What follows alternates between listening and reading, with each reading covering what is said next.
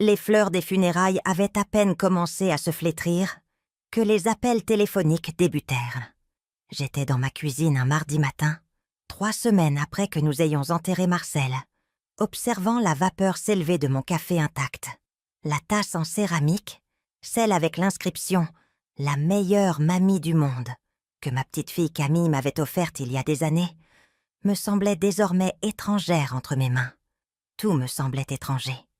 La maison, mon reflet dans le miroir du couloir, même ma propre voix lorsque je répondais aux coups de fil incessants de mes enfants. « Maman, il faut qu'on parle de la maison. » La voix d'Antoine portait ce ton familier d'impatience, à peine contenu, le même qu'il utilisait adolescent pour me demander de l'argent.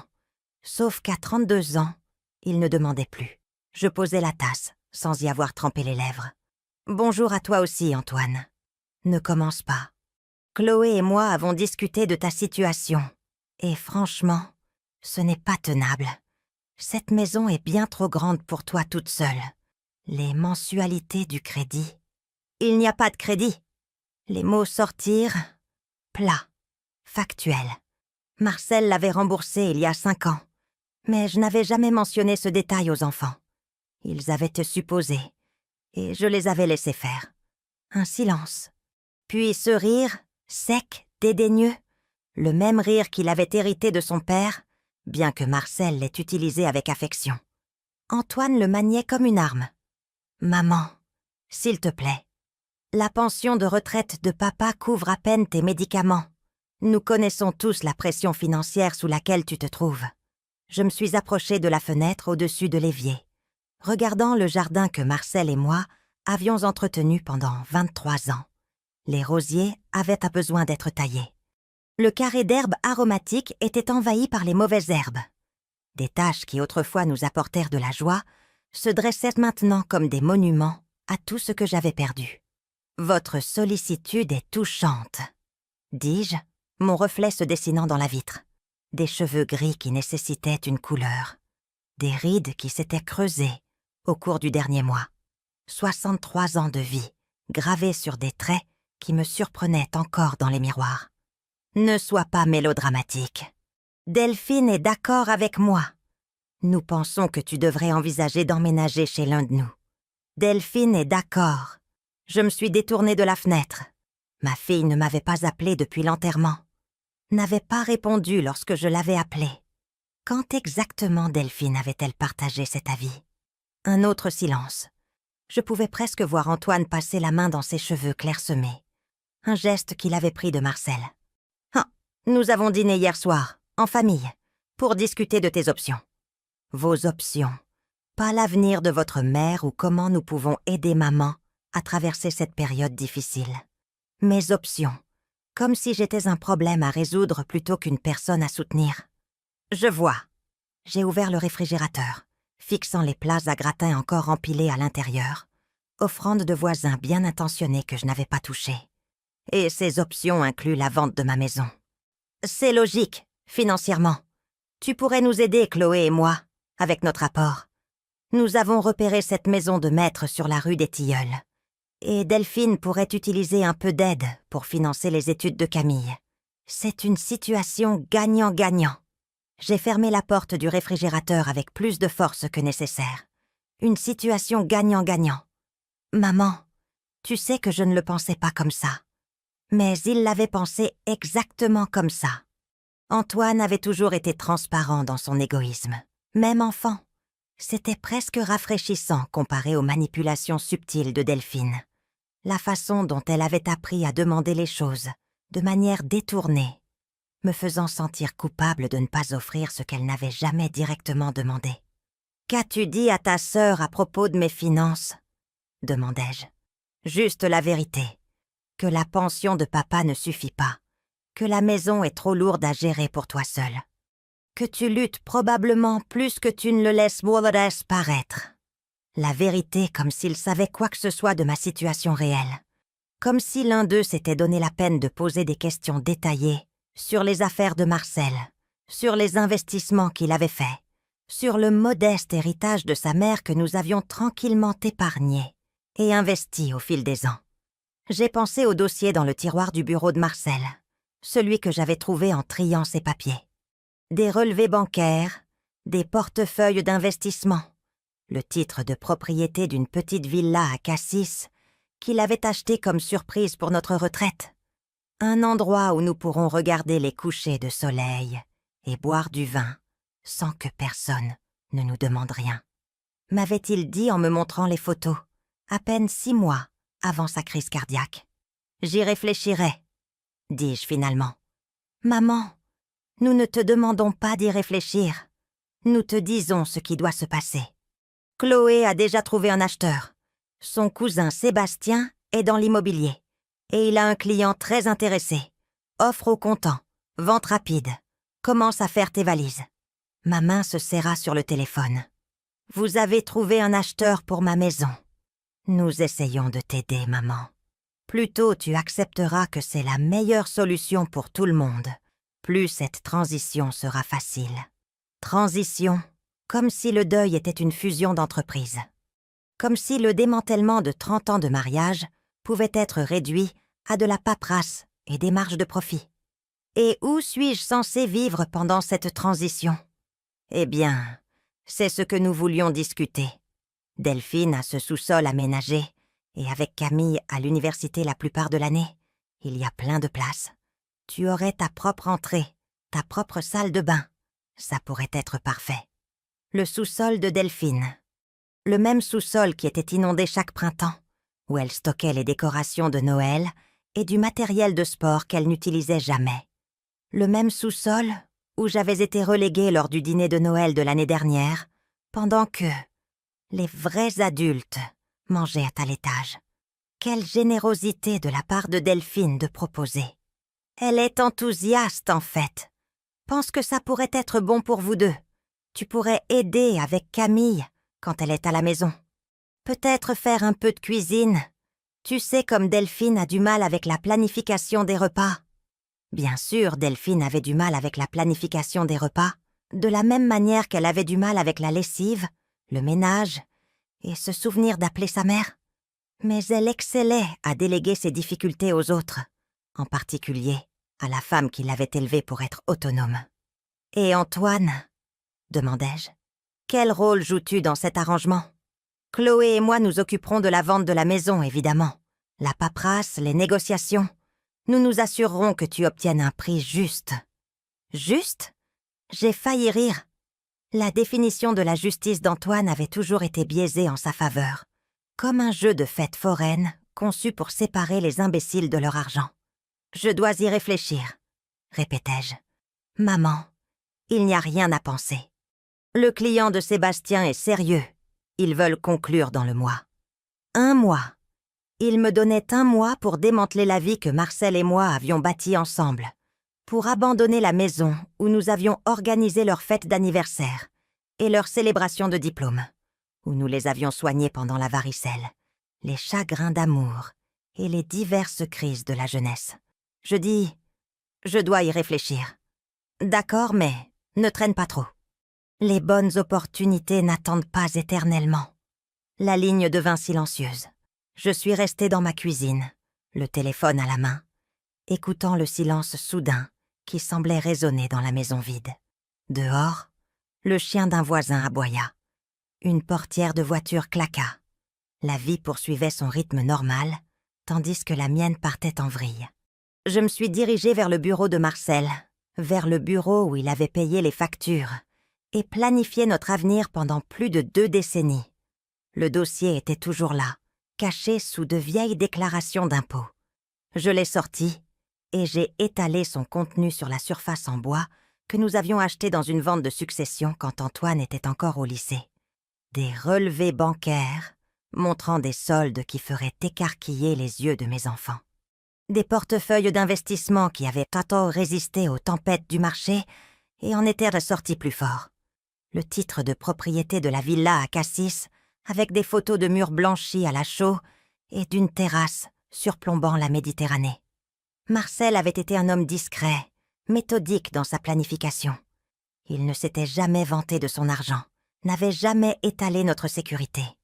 Laisse-les penser que nous avons du mal. avait-il dit une fois quand Antoine avait demandé un énième prêt. Ça forge le caractère. Je pensais qu'il était cruel à l'époque. Maintenant, je comprenais que c'était de la sagesse. Mon téléphone vibra.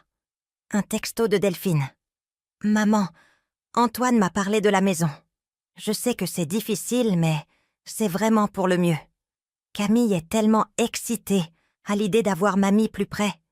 Hâte de discuter des détails. » Camille, ma petite fille, qui avait passé des étés avec Marcel et moi, qui avait appris à faire des biscuits dans cette cuisine et à planter des tomates dans ce jardin, qui m'avait appelé chaque semaine pendant son premier semestre à l'université, en proie au mal du pays et dépassée, cherchant le réconfort de la grand-mère qui avait toujours eu du temps pour ses histoires. Quand Camille avait-elle appelé pour la dernière fois? Il y a 2 mois? 3? J'ai fait défiler mon téléphone à la recherche de messages récents de ma petite fille. Rien depuis Noël, où elle avait envoyé un texto de groupe remerciant tout le monde pour les cadeaux. Pas de message personnel, pas de demande de conseils, pas de nouvelles sur ses cours, ou son petit ami, ou ses projets pour les vacances d'été. Le silence s'étendit autour de moi. Lourde réalisation. Ils étaient déjà passés à autre chose. Tous. La mort de Marcel avait été un inconvénient à gérer. Pas une perte à pleurer, ensemble. Et moi, j'étais simplement un autre inconvénient. Un autre problème, nécessitant leur solution efficace. J'ai refermé le dossier et l'ai remis dans le tiroir. Puis je suis montée dans ma chambre, vers le placard où les vêtements de Marcel étaient encore suspendus, portant toujours la faible odeur de son après-rasage. J'ai sorti une valise de l'étagère du haut. Il était temps de commencer à faire mes bagages, mais pas le genre de bagages qu'Antoine attendait. Le cabinet d'avocat sentait le cuir et le vieux papier, une odeur qui me rappelait le bureau de Marcel, mais qui semblait infiniment plus puissante. J'étais assise en face de Maître Dubois, l'avocate en succession que Marcel avait choisie il y a des années. Une femme vive d'une 50aine d'années, aux cheveux poivre et sel, et aux yeux, qui ne manquaient rien. « Madame Leclerc, je dois dire que c'est très inhabituel. » Maître Dubois étala les documents sur son bureau en acajou, chaque page nette et officielle. Votre mari a été très précis sur ces éventualités, mais je ne m'attendais pas à ce que nous ayons besoin de les mettre en œuvre. J'ai lissé ma robe noire, la même que je portais à l'enterrement, et j'ai gardé ma voix stable. Marcel disait toujours que je sous-estimais la capacité des gens à l'égoïsme. Je commence à penser qu'il me protégeait d'une vérité que je n'étais pas prête à voir.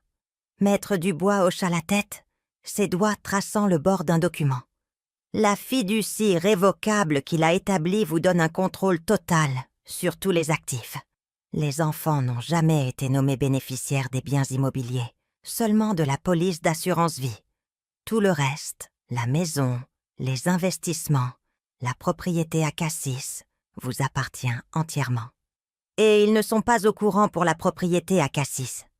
Selon les instructions de Marcel, cette information ne devait être partagée qu'avec vous, et seulement après la période initiale de 30 jours suivant son décès. Maître Dubois se pencha en arrière dans son fauteuil. Il semblait anticiper que vos enfants pourraient vous pousser à prendre des décisions hâtives. Pousser.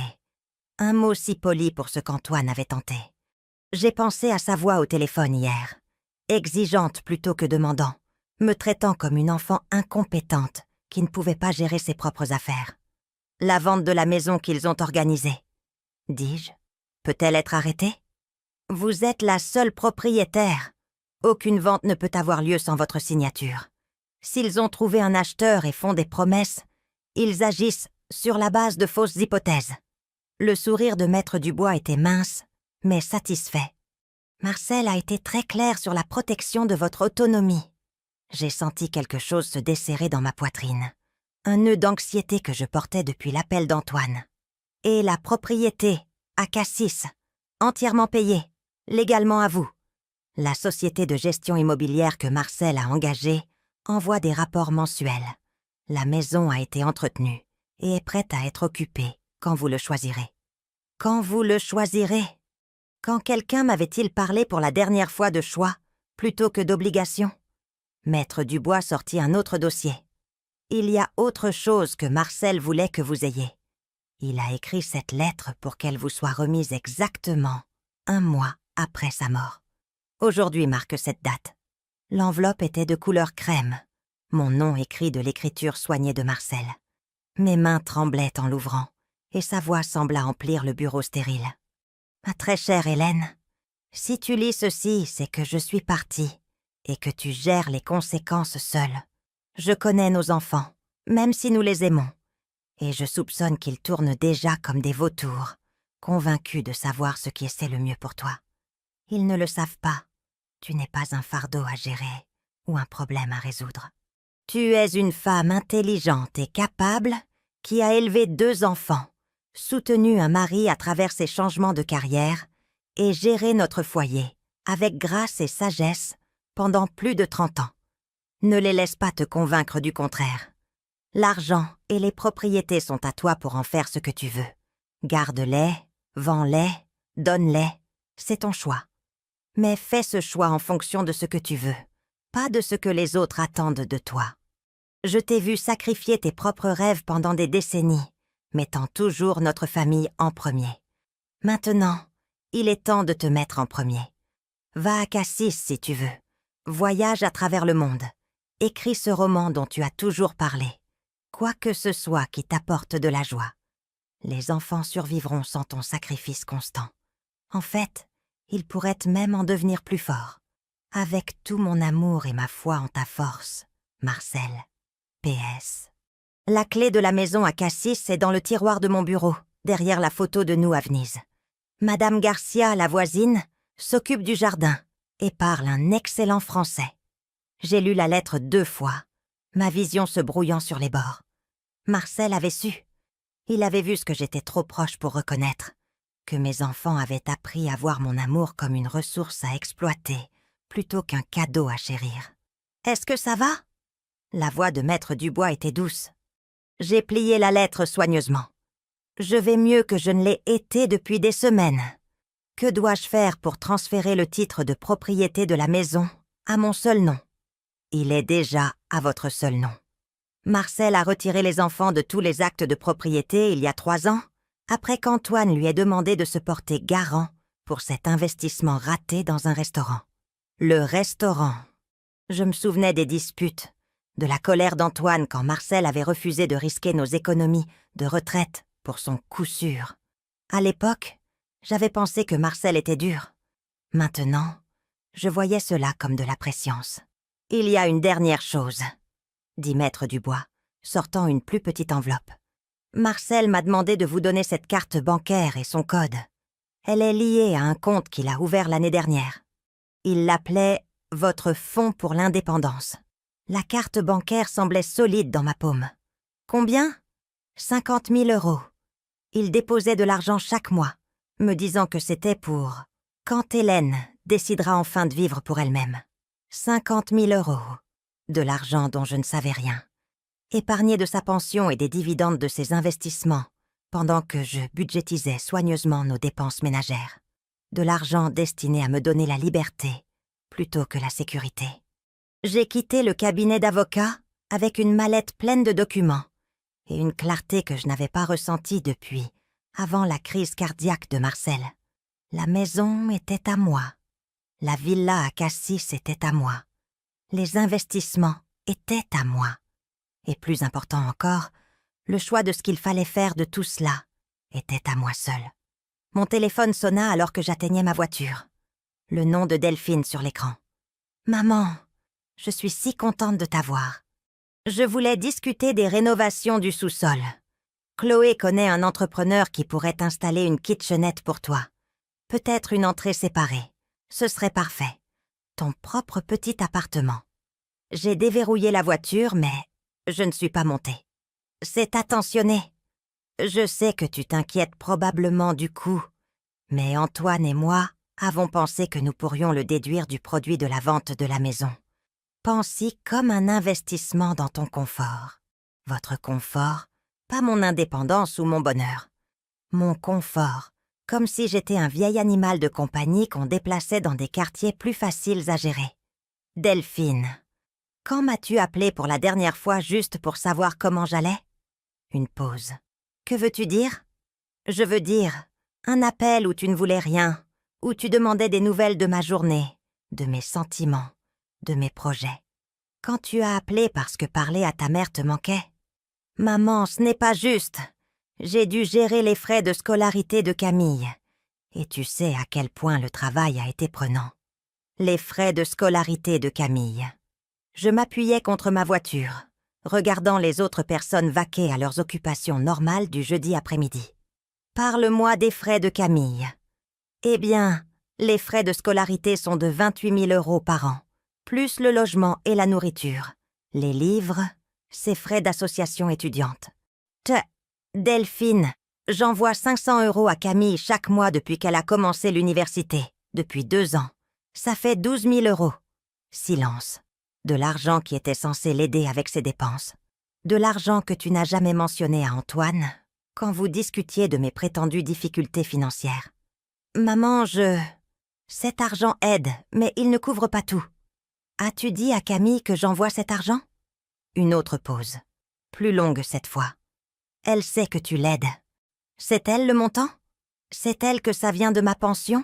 Pas d'un fonds d'études que Marcel aurait laissé? Je ne vois pas pourquoi ces détails importent.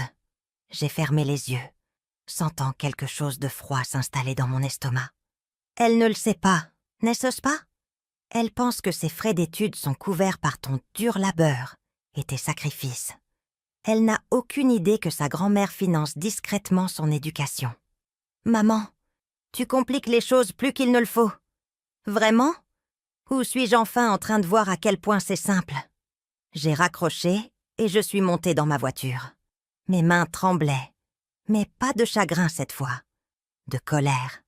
Une colère pure et nette qui ressemblait à un réveil après un long rêve confus. À la maison, je suis allée directement au bureau de Marcel et j'ai trouvé la clé exactement où il avait dit qu'elle serait. Elle était petite et en laiton, attachée à un porte-clés avec un minuscule drapeau français. Derrière, il y avait une photo que j'avais oubliée. Marcel et moi, à Venise, pour notre 25e anniversaire.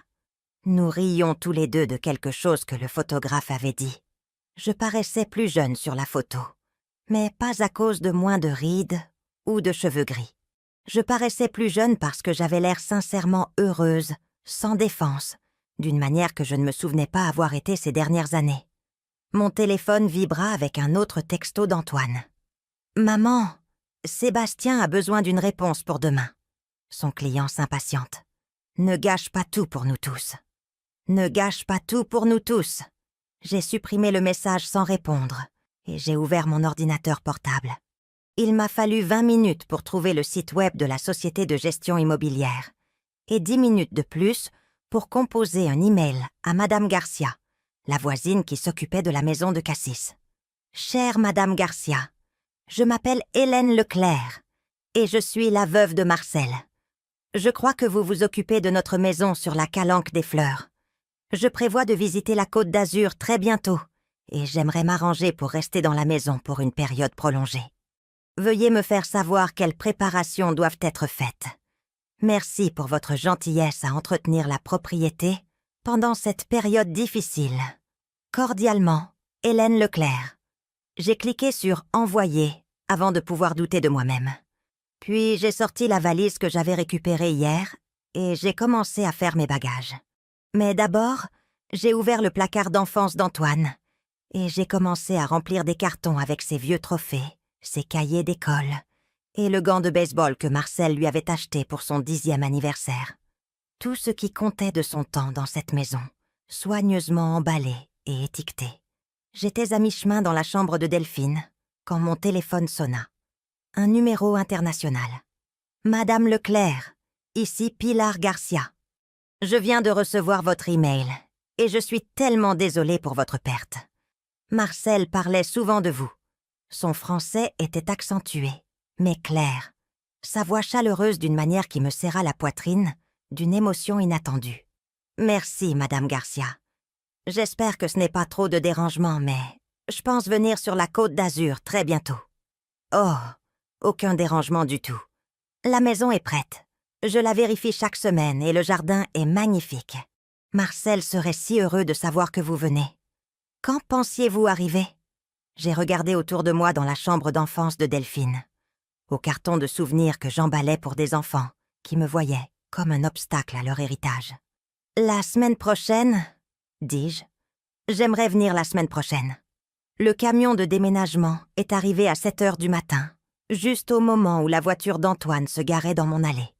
J'ai regardé de la fenêtre de ma chambre mon fils sortir, son visage déjà figé dans l'expression d'irritation à peine contrôlée que j'avais appris à redouter. Il portait son costume d'affaires sérieux, le gris perle que Chloé avait choisi pour ses entretiens d'embauche, et tenait une chemise cartonnée épaisse de ce que je supposais être des documents de vente de la maison. Un timing parfait. Les déménageurs étaient des hommes efficaces et professionnels qui étaient arrivés exactement à l'heure promise. Je les avais engagés pour récupérer les boîtes soigneusement emballées des anciennes chambres d'Antoine et Delphine, ainsi que plusieurs meubles qu'ils avaient prétendu vouloir un jour. Le fauteuil en cuir de Marcel, la salle à manger ancienne de ma mère, le piano que Delphine avait supplié d'avoir enfant et abandonné après 6 mois de leçons. « Madame, où voulez-vous que ces cartons soient livrés ?» Le chef des déménageurs, un homme au visage aimable nommé Rodriguez, une coïncidence qui ressemblait à l'humour subtil de Marcel, consulta son presse-papier. « Le premier lot va au 247 rue des Tilleuls, » dis-je, lui tendant l'adresse d'Antoine, écrite d'une écriture soignée. « Le second lot au 892 avenue des Pins. Sonnez à la porte et dites-leur que ce sont des cadeaux d'Hélène Leclerc. Des souvenirs qu'ils voudront garder en sécurité. » Rodriguez hocha la tête professionnellement, mais je surpris le léger sourire qui se dessinait au coin de sa bouche. 20 ans dans le métier du déménagement signifiait probablement qu'il avait vu sa part de drames familiaux. Le coup sec d'Antoine à la porte interrompit mes instructions. J'ouvris la porte, vêtue de la robe rouge dont Marcel avait toujours dit qu'elle faisait ressortir mes yeux, mes cheveux, fraîchement coiffés, ne ressemblant en rien à la veuve éplorée qu'il s'attendait à manipuler. « Maman, qu'est-ce qui se passe? Pourquoi y a-t-il un camion de déménagement dans ton allée? »« Bonjour Antoine, je fais déménager quelques affaires. » Il me poussa pour entrer dans le couloir, ses yeux balayant les cartons étiquetés à son nom. « Ce sont mes affaires d'enfance. Pourquoi emballes-tu mes affaires? Je pensais que tu les voudrais. Les souvenirs sont précieux, tu ne crois pas? » Son visage rougit, un rouge qui partit de son col et monta vers le haut. Le même regard qu'il avait adolescent lorsqu'il était pris en flagrant délit de mensonge. « Maman, nous devons parler. Le client de Sébastien est prêt à faire une offre. Nous avons besoin de ta signature aujourd'hui. » J'ai fermé la porte et je me suis appuyée contre elle, le regardant faire les 100 pas dans mon entrée comme un animal en cage. « Antoine, assieds-moi toi. » « Je ne veux pas m'asseoir. Je veux savoir pourquoi tu agis si étrangement. D'abord, tu ne retournes pas mes appels pendant 3 jours. Maintenant, il y a un camion de déménagement. Assieds-toi. » Quelque chose dans ma voix l'arrêta net. Il s'assit sur la marche la plus basse de l'escalier, la chemise cartonnée serrée dans ses mains comme un bouclier. « Où exactement as-tu dit au client de Sébastien que l'argent de la vente de cette maison irait ?» demandai-je. « Que veux-tu dire ? » « Je veux dire, leur as-tu dit que le produit de la vente serait partagé entre toi et Delphine? As-tu calculé combien vous recevriez chacun après avoir remboursé ce mystérieux crédit immobilier qui t'inquiète tant? » La mâchoire d'Antoine se serra. « Maman, tu ne penses pas clairement. Le deuil peut obscurcir le jugement. Mon jugement est parfaitement clair, plus clair qu'il ne l'a été depuis des années. » Je me suis dirigée vers le fauteuil de Marcel, celui que les déménageurs emportera-t-on bientôt chez Antoine, qu'il le veuille ou non.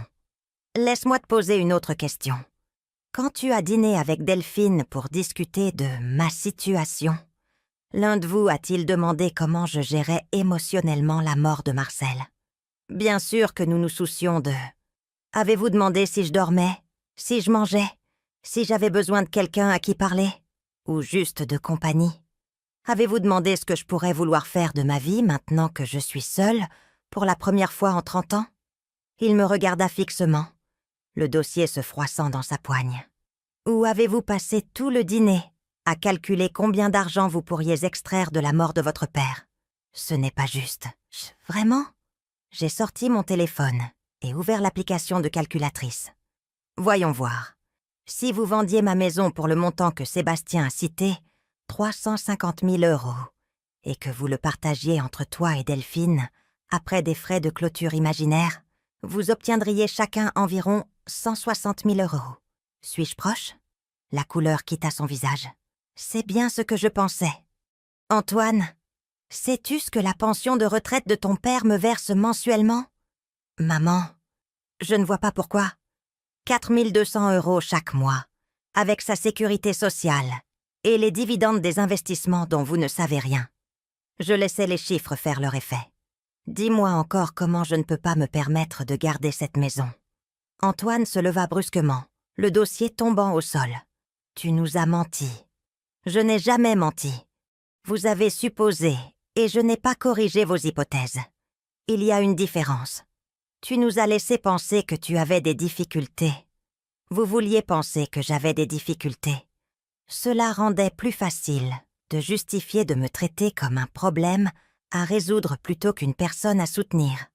Le moteur du camion de déménagement gronda à l'extérieur. Par la fenêtre, je pouvais voir les hommes charger le fauteuil de Marcel à l'arrière. « Maman, si tu n'as pas besoin de l'argent, alors pourquoi ?» Antoine s'arrêta, son cerveau d'homme d'affaires rattrapant enfin le coup. « Tu nous punis. Je vous donne exactement ce que vous avez demandé. Ce n'est pas ce que nous avons demandé. N'est-ce pas? Tu m'as demandé de déménager de ma maison. Je déménage. Tu voulais que mes affaires soient distribuées pour qu'elles ne soient pas un fardeau. Je les distribue. » J'ai ramassé le dossier qu'il avait laissé tomber, jetant un coup d'œil aux documents de vente avec l'entête de l'agence de Sébastien. Tu voulais gérer mes affaires pour moi, mais, Antoine, le problème est que ce ne sont pas tes affaires à gérer. Il se jeta sur le dossier, mais je le tins à l'écart. Maman, sois raisonnable. Nous pouvons arranger ça. Peut-être que tu n'as pas à déménager chez Delphine.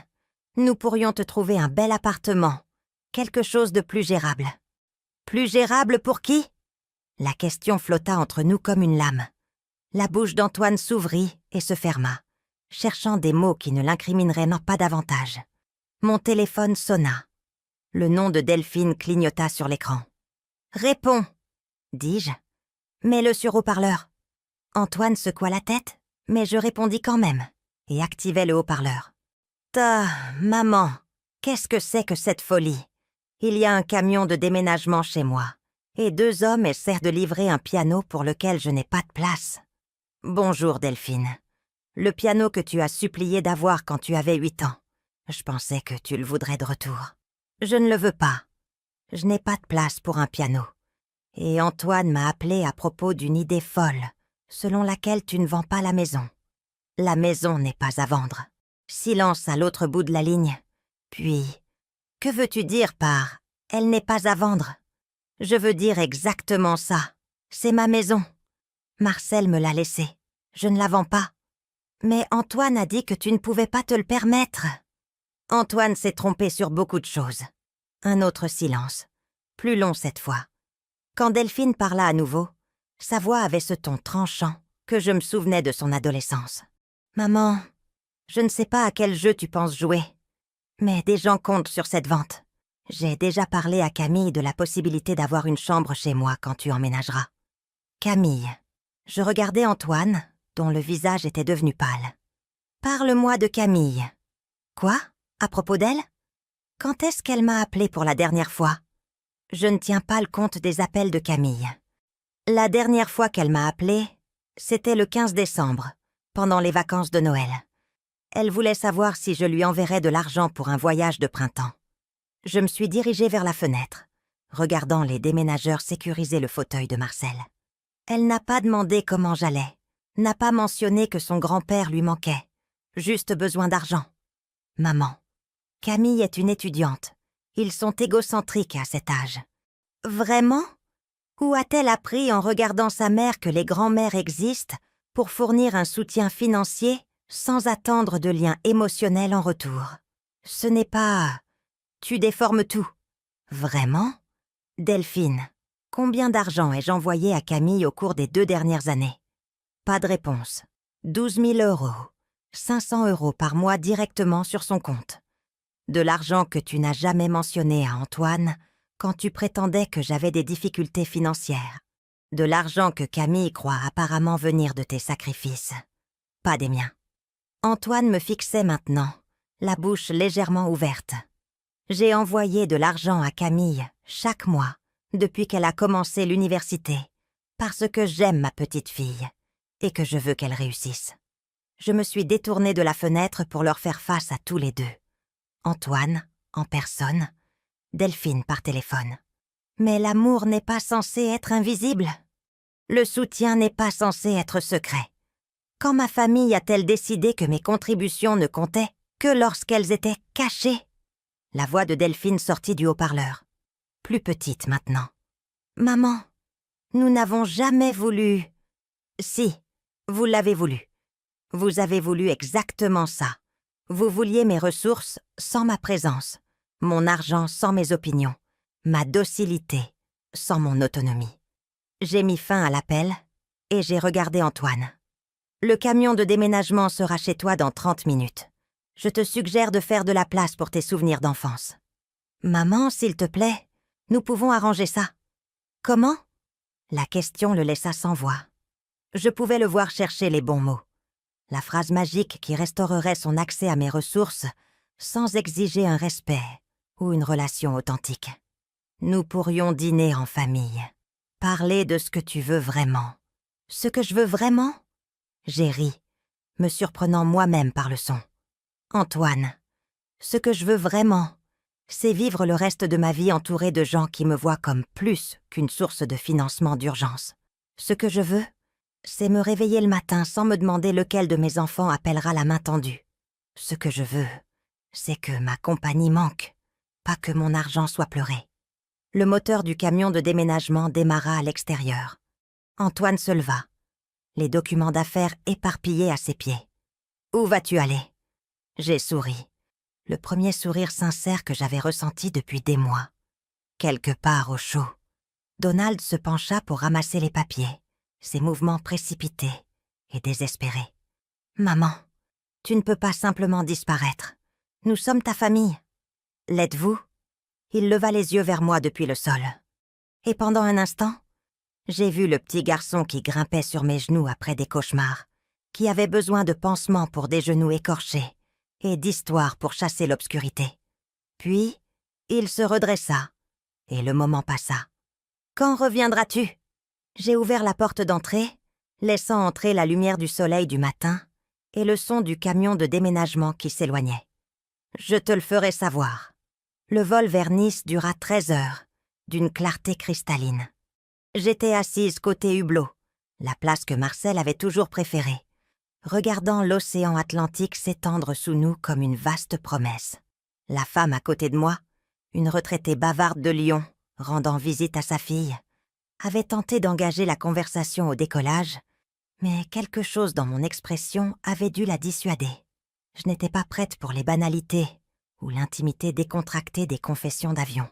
J'étais trop occupée à savourer le silence de mon téléphone. Pendant 3 jours après qu'Antoine ait quitté ma maison, ils avaient appelé sans cesse. Antoine, Delphine, même Chloé, qui ne m'avait jamais appelé de sa propre initiative en 5 ans de mariage avec mon fils. Les messages vocaux commencèrent par des excuses et devinrent de plus en plus désespérés. « Maman, je crois qu'il y a eu un malentendu. » « Hélène, c'est Chloé. Antoine est vraiment contrarié, et je pense que si nous pouvions juste parler... » « Maman, Camille pose des questions sur l'argent, et je ne sais pas quoi lui dire. »« Très bien, maman. Tu veux jouer à des jeux? On peut jouer à 2. Ne t'attends pas à ce que nous accourions quand tu réaliseras à quel point tu es seule. » Ce dernier message de Delphine avait cristallisé quelque chose d'essentiel. La menace était censée me blesser. La suggestion que je reviendrais en rampant, mendiant leur affection conditionnelle. Au lieu de ça, c'était une libération. J'avais éteint mon téléphone ce soir-là et ne l'avais pas rallumé depuis. La douanière à Nice était une jeune femme aux yeux bienveillants qui tamponna mon passeport avec une efficacité professionnelle. « Motif de la visite ? Un nouveau départ ?» dis-je. Elle sourit. Le premier sourire sincère que j'avais reçu de quelqu'un de moins de 40 ans depuis des mois. « Bienvenue en France, madame. » Pilar Garcia m'attendait dans la zone des arrivées, exactement comme elle l'avait promis. C'était une femme compacte d'une 60aine d'années, aux cheveux argentés tirés en un chignon élégant et aux yeux qui se plissaient de chaleur quand elle souriait. Elle tenait une petite pancarte avec mon nom écrit d'une écriture soignée. « Madame Leclerc, bienvenue, bienvenue. » Elle m'a étreinte comme une vieille amie, et je me suis surprise à lui rendre son étreinte avec une intensité qui nous a surprises toutes les deux. « Comment s'est passé votre vol ? Êtes-vous fatigué ? Avez-vous faim ? La maison est prête pour vous. J'ai préparé de la nourriture simple, juste les bases, jusqu'à ce que vous puissiez faire vos propres courses. » Son français était excellent, parlé avec un accent qui rendait tout musical.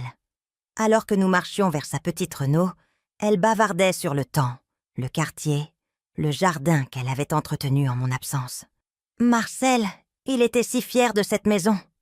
dit-elle alors que nous traversions les rues sinueuses de Cassis. Il me montrait des photos sur son téléphone. Vous dans la cuisine en Amérique, vos petits-enfants, toujours vos petits-enfants. Ma Hélène adorera la cuisine ici, disait-il. Elle la fera chanter de vie.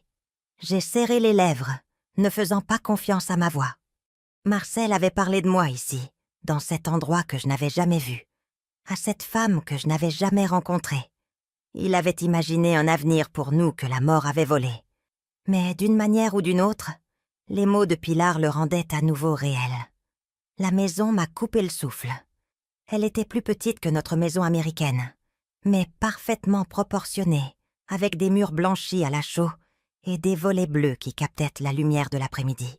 Des bougainvilliers débordèrent des murs du jardin en explosions de pourpre et de rose, et des citronniers chargés de fruits bordaient le chemin de pierre menant à la porte d'entrée. « C'est magnifique, » murmurai-je. « C'est Marcel qui l'a choisi, » dit Pilar, sortant la clé en laiton que j'avais trouvée dans son bureau.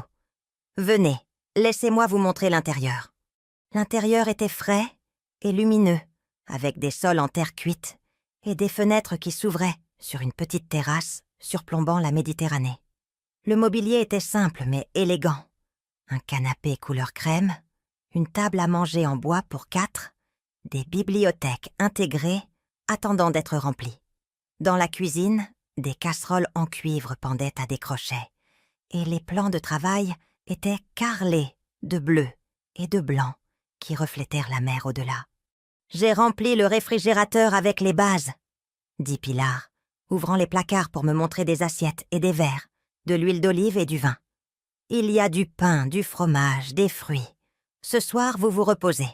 Demain, nous explorerons le village ensemble. » Oui, j'ai hoché la tête, soudain submergée par la gentillesse de cette étrangère qui ne me devait rien, mais qui s'était occupée du rêve de mon mari, comme si c'était le sien. « Pilar, je ne peux pas vous remercier assez. Pas de remerciements nécessaires. Nous sommes voisines maintenant. En Provence, les voisins sont la famille. » Elle me tapota doucement le bras. « J'habite juste là. » Elle désigna par la fenêtre une maison similaire à une 50aine de mètres. « Alors, si vous avez besoin de quoi que ce soit, n'importe quoi, vous m'appelez. Marcel m'a fait promettre de prendre soin de vous. » Après son départ, je suis restée seule dans ma cuisine provençale, et j'ai ressenti quelque chose que je n'avais pas connu depuis des mois. La paix. J'ai défait mes valises lentement, suspendant mes vêtements dans le placard de la chambre, plaçant la photo de Marcel sur la table de chevet, arrangeant mes articles de toilette dans la salle de bain lumineuse, avec sa baignoire sur pied et sa fenêtre donnant sur la mer. Chaque action semblait délibérée, significative d'une manière que l'emballage des cartons pour Antoine et Delphine n'avait pas été.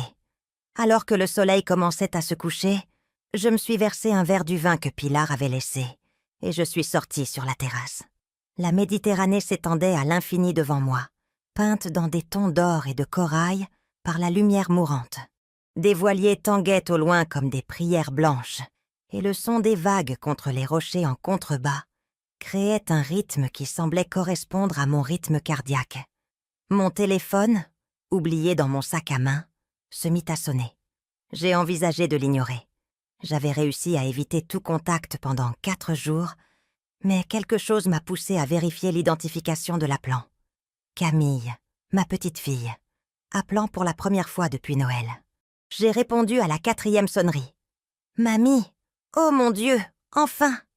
J'essaie de te joindre depuis des jours. » Sa voix semblait différente. Pas le droit désinvolte auquel je m'étais habituée, mais quelque chose de plus vif, de plus concentré. « Bonjour Camille. Mamie, où es-tu?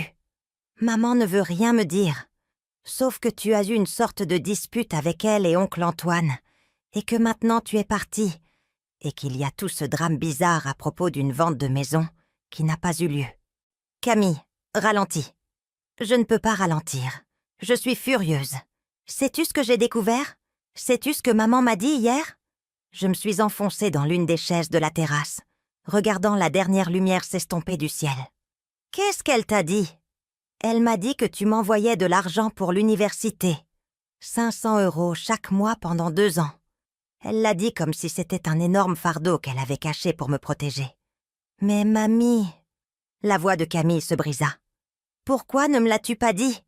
Pourquoi je ne le savais pas? La douleur dans sa voix me transperça comme une lame. Ta mère pensait que c'était mieux. Mieux pour qui? Mieux pour elle, pour qu'elle puisse s'attribuer le mérite de mes frais de scolarité? Mieux pour oncle Antoine, pour qu'il puisse prétendre que tu étais pauvre et que tu devais vendre ta maison. Camille pleurait maintenant, de gros sanglots qui traversèrent la connexion océanique. Mamie, j'ai tellement honte, j'ai tellement honte. Camille, tu n'as rien à te reprocher. Si, j'en ai. Je les ai laissés me convaincre que tu n'étais qu'une triste vieille dame qui avait besoin qu'on s'occupe d'elle. J'ai arrêté d'appeler parce que maman disait que tu étais fragile et que tu pourrais devenir trop attachée si je te parlais trop. Elle a dit que c'était plus sain de te donner de l'espace pour faire ton deuil. Plus sain. J'ai fermé les yeux, sentant la brise chaude provençale porter l'odeur des citrons et de l'eau salée.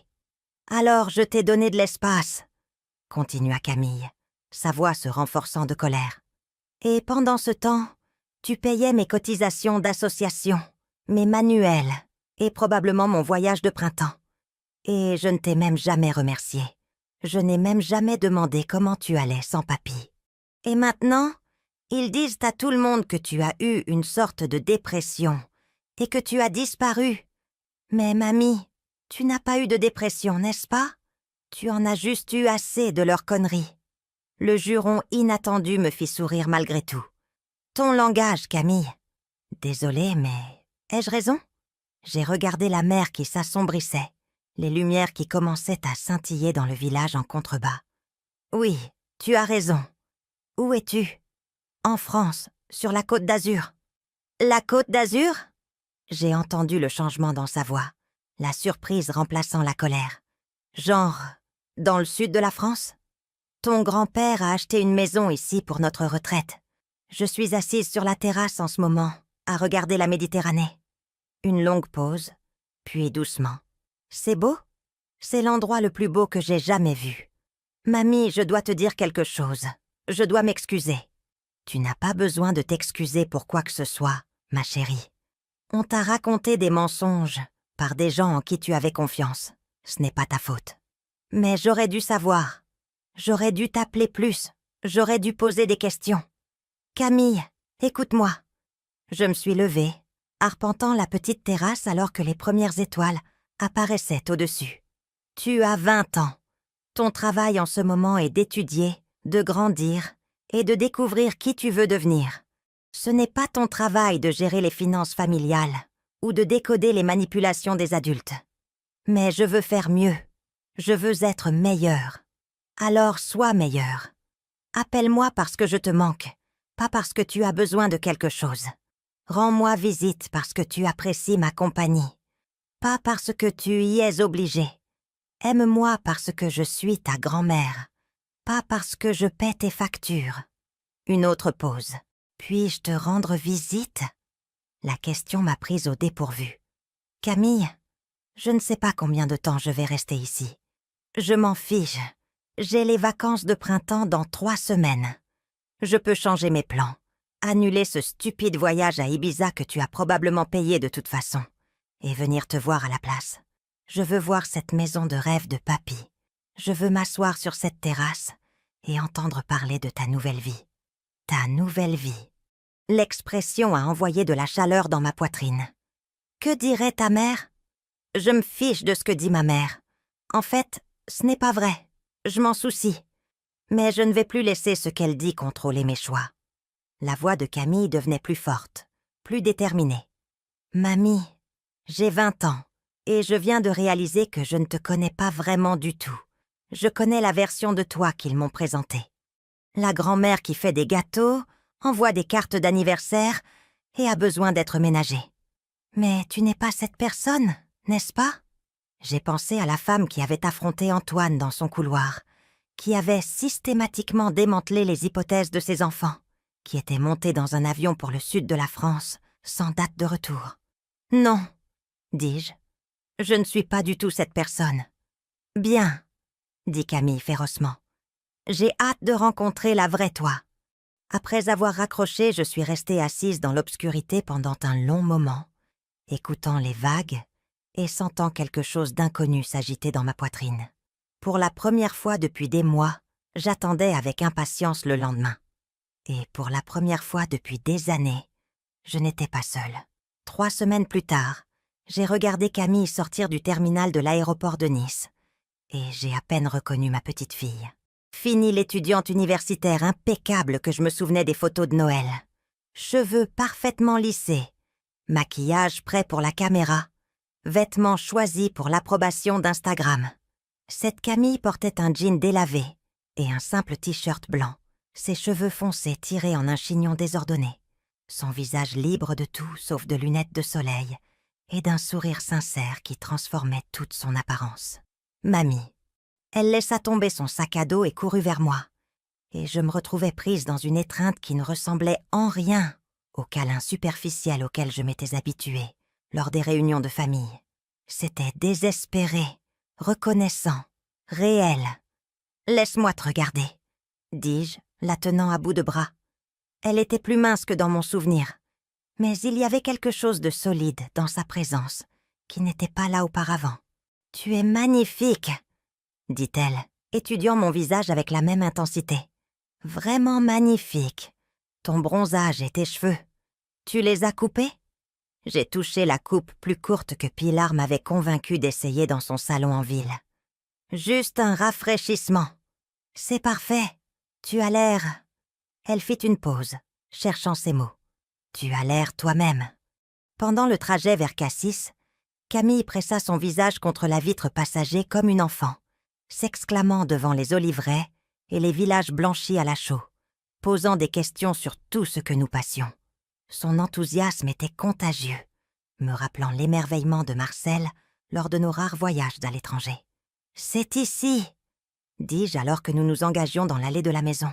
« Le rêve de ton grand-père. » Camille resta dans le jardin un long moment, admirant le bougainvillier, les citronniers, la terrasse où j'avais passé des heures à lire et à écrire dans le journal que j'avais commencé à tenir.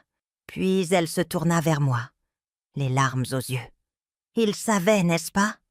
Il savait que tu aurais besoin de cet endroit. » « Je pense que oui. » Ce premier soir, nous nous sommes assises sur la terrasse, partageant une paella que Pilar avait insisté pour préparer pour l'arrivée de Camille. La femme plus âgée s'était occupée de ma petite fille, comme si c'était la sienne. Et j'ai regardé Camille répondre, avec la chaleur naturelle qui avait manqué dans ses interactions avec ses parents. « Raconte-moi ta vie ici, » dit Camille, s'installant dans la chaise à côté de la mienne, alors que le soleil commençait à se coucher. « Je veux tout savoir. » Alors je lui ai parlé des promenades matinales, à travers le village, où les commerçants avaient appris mon nom et mes préférences. Des leçons de français, avec Miguel, le professeur à la retraite, qui habitait plus bas dans la rue. Du livre que j'avais commencé à écrire, pas le roman que Marcel m'avait encouragé à tenter, mais un mémoire sur le mariage, la maternité et la lente érosion de soi qui peut se produire lorsque l'amour devient service et que le service devient obligation. « Tu écris un livre ?» Les yeux de Camille s'écarquillèrent. « Mamie, c'est incroyable. Je n'avais aucune idée que tu voulais écrire. Je ne le savais pas non plus jusqu'à ce que j'aie le silence pour écouter mes propres pensées. » Camille resta silencieuse un moment. Puis, « Ma maman m'a appelée hier. » Je me suis tendue, mais Camille leva la main. Elle a essayé de me convaincre de ne pas venir. A dit que tu avais une sorte de dépression et que me voir pourrait l'aggraver. Elle a dit que j'étais égoïste de venir ici au lieu de passer les vacances de printemps en famille. Que lui as-tu dit ? Je lui ai dit que peut-être il était temps que quelqu'un dans notre famille soit égoïste en ton nom. La voix de Camille portait une pointe d'acier que je n'avais jamais entendue auparavant. Et puis je lui ai demandé sans détour, si elle fait une dépression, pourquoi aucun de vous n'est venu voir comment elle va ? Pourquoi ne l'avez-vous pas appelée directement au lieu de parler d'elle comme si c'était un problème à gérer ? Qu'a-t-elle dit ? Rien. Elle ne pouvait pas répondre parce que la réponse aurait révélé la vérité, qu'il ne se soucie pas réellement de ton bien-être. Il se soucie de leur accès à tes ressources.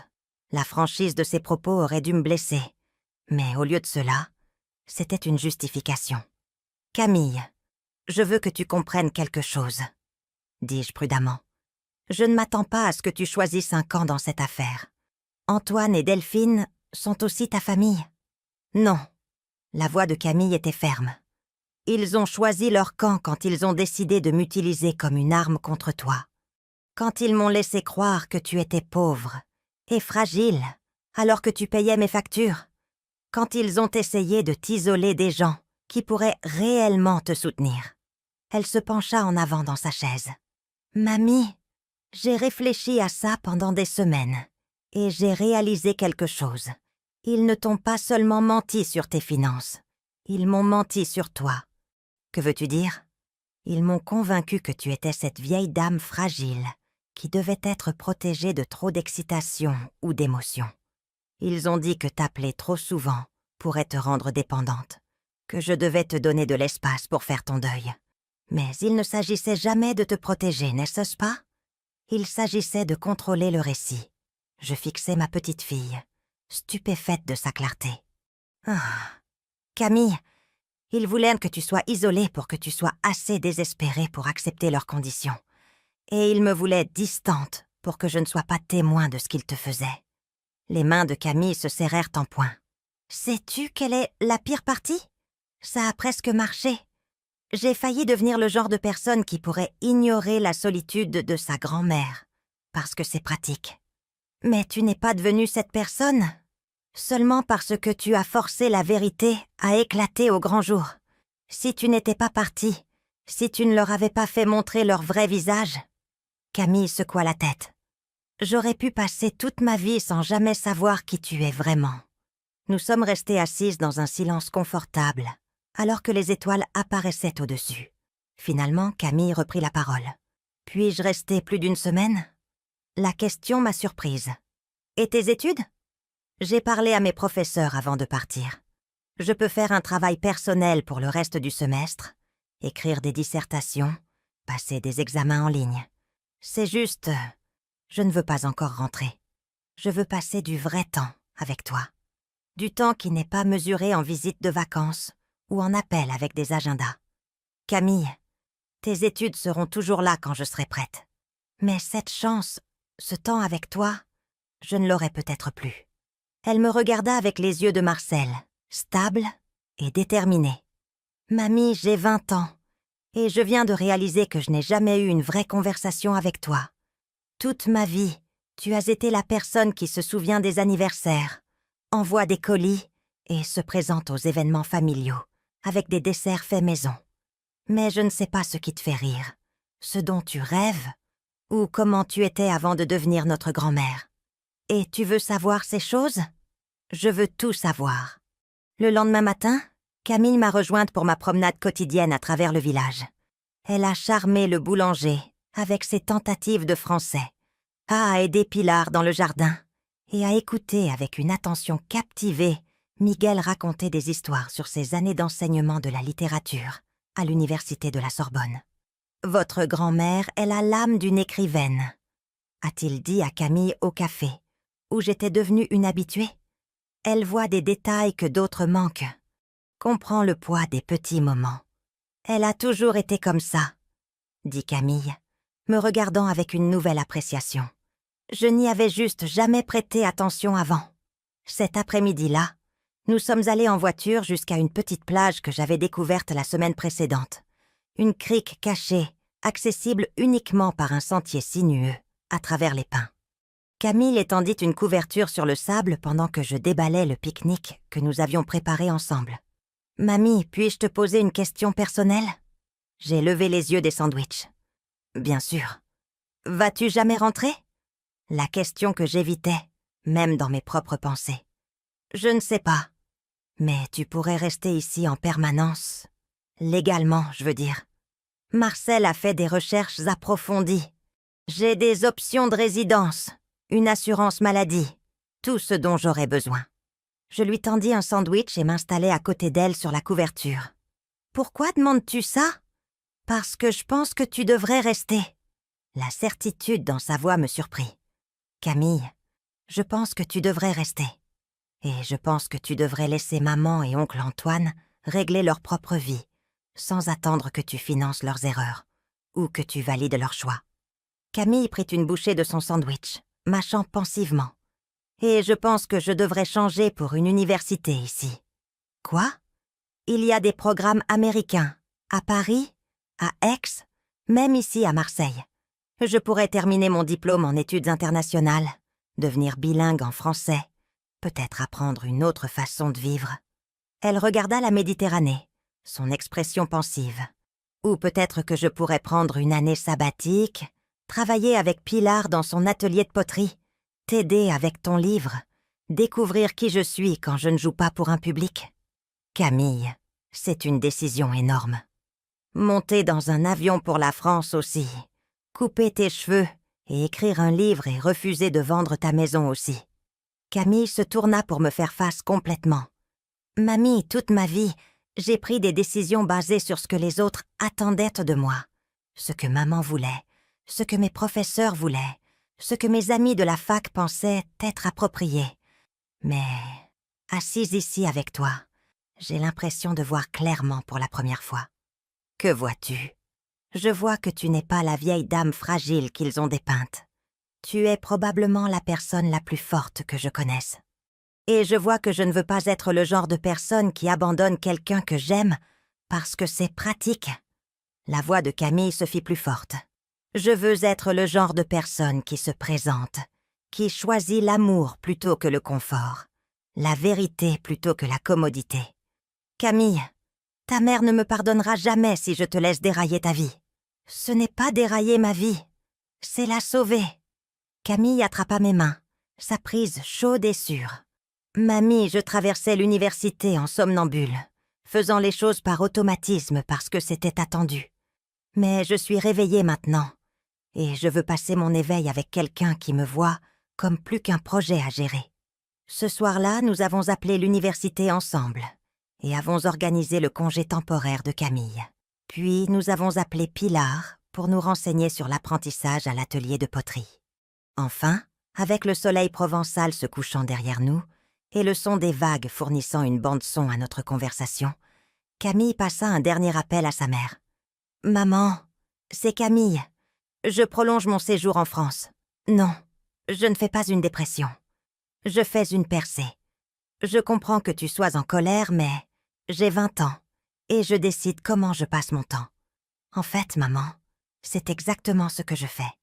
Je choisis mamie parce qu'elle est semble la seule personne dans notre famille qui m'a jamais traitée comme si j'avais plus d'importance que ce que je peux fournir. » Camille mit fin à l'appel et éteignit son téléphone.